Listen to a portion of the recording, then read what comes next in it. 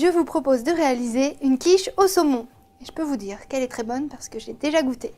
Pour cela, il nous faut 20 centilitres de lait, 20 centilitres de crème fraîche épaisse, 3 œufs, à peu près 450 g de saumon, un petit bouquet de ciboulettes, du sel et du poivre.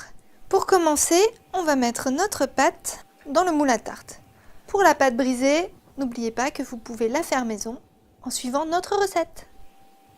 On la met directement dans le moule. Avec le papier sulfurisé, on peut le garder. Ce sera plus facile à démouler ensuite. Si je me mets bien à plat.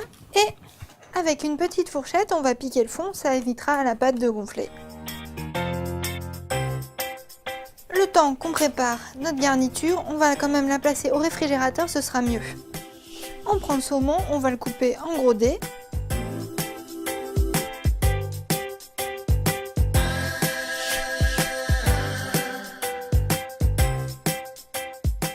Et maintenant, on va préparer ce que par chez moi on appelle la migaine, c'est-à-dire l'appareil à quiche. On va, hop, casser nos 3 œufs.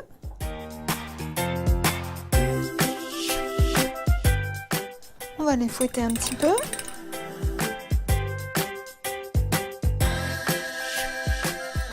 On va ajouter ensuite la crème fraîche épaisse.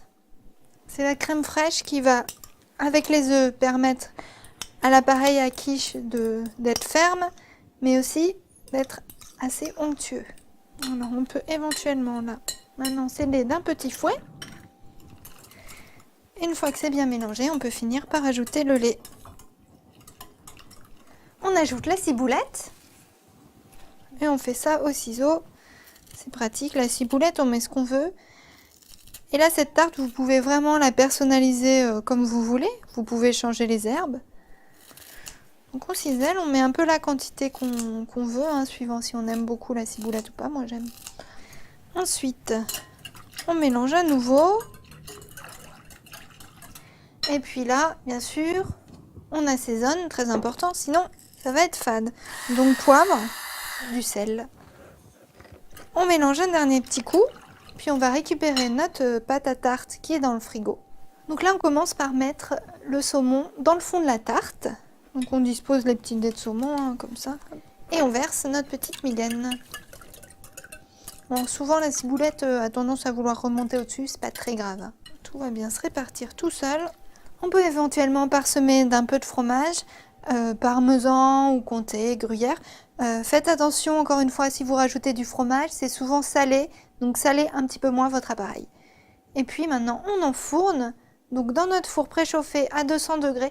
Pour le four, évitez la chaleur tournante, préférez plutôt un mode où votre four chauffe par la sole, c'est-à-dire par le bas, pour que le fond de la tarte soit bien cuit. Donc 45 minutes, c'est parti.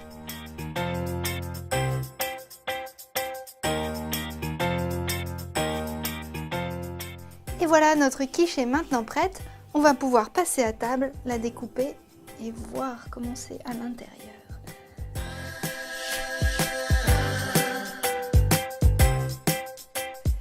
Si vous avez aimé notre recette, partagez-la et n'oubliez pas de vous abonner à notre chaîne.